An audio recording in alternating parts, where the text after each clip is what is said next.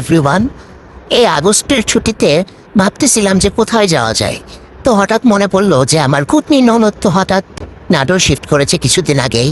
তো ওকেই না হয় কিছুদিন জানিয়ে আসি। তো যেই কথা সেই কাজ, বেরিয়ে গেলাম নাটোরের উদ্দেশ্যে। আর এই যে যমুনা সেতু দিয়ে যাওয়ার সময় দেখলাম ওই পাশে একটা ট্রেন যাচ্ছে, আমাদের দাঁড়িয়ে অনেক দূরে ছিল। আমি জুম করে খুঁজেও পাচ্ছিলাম না এত দূরে যে ট্রেনের মাথাটা কোথায়। আর মাথা খুঁজতে খুঁজতে ইতিমধ্যে আমরা নাটোর পৌঁছে গেছি।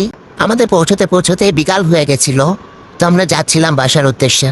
বাসায় এসে খাবার দাবার খেয়ে বসে গেছিলাম সবাই একসাথে মুভি দেখতে, কারণ অলমোস্ট সন্ধ্যা হয়ে গেছিল আর বাইরে কোথাও কোনো অ্যাক্টিভিটিস করার মতো অবস্থা ছিল না। পরের দিন সকালে উঠে দেখি আমার খুতনি ননদ আমাদের জন্য অনেক ব্রেকফাস্ট বানিয়েছে। তো আমরা আরাম করে খাচ্ছিলাম আর ভাবছিলাম কই যাবো আজকে।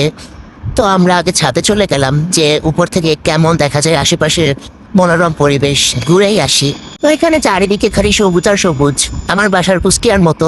খুব ভালো লাগছিল দেখতে। প্রচন্ড রোদ ছিল এই সময়, এবার বোঝা যাচ্ছে না। এখানে আমি বাবুদের খেলনাতে একটু বেলুন ফোটাচ্ছিলাম, আর এর মধ্যে কি হলো।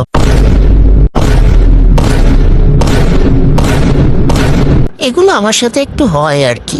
প্রথমে এত ভেঙে গেল, তারপর যখন ঠিক করলাম তখন চোখে ঢুকে গেল। কিন্তু আমি এগুলো নিয়ে পড়ে থাকিনি, আমি মুভ অন করেছি। আমি আবার বেলুন ফুরিয়েছি এবং হয়েছে। তারপর নিচে এসে একটু হ্যামকে শুয়ে শুয়ে রেস্ট করে নিলাম, যেহেতু বেরোবো। এরপর ফাইনালি আমরা রেডি হয়ে বের হয়ে গেলাম রাজবাড়ি যাওয়ার উদ্দেশ্যে। অনেকদিন পর সবাই একসাথে ঘুরতে যাচ্ছিলাম, খুব ভালো লাগছিল। এখানে রাস্তাঘাট অনেক নিরিবিলি, মানুষজন অনেক কম। অটো থেকে নেমেই আমার জামাই একটা অ্যাস্থেটিক প্লেস খুঁজে পাইছে। ও লেগে গেছে ওর ছবি ভিডিও কালেক্ট করতে। আর আমরা বলতেছিলাম যে আমরা ছবি তুললেই দোষ। এখানে গাছের ওপরে এত বকপাখি ছিল, আমরা দেখে খুবই অবাক হয়েছি। এখানে ঢুকে প্রথমে অনেকগুলো ছোট ছোট মন্দির ছিল। আমি এসেই অনেকগুলো দৌড়ঝাঁপ দিলাম, অনেকদিন এক্সারসাইজ করা হয় না।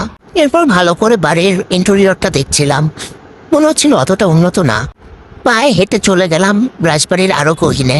তারপর হঠাৎ করে আমার এক্সের বাড়ি চোখে পড়লো, কিন্তু কোন গর্তে বসে থাকে এটা আমার মনে নাই। তো আমি গর্তগুলো নিজে থেকে মাটি চাপাতে বন্ধ করে দিলাম।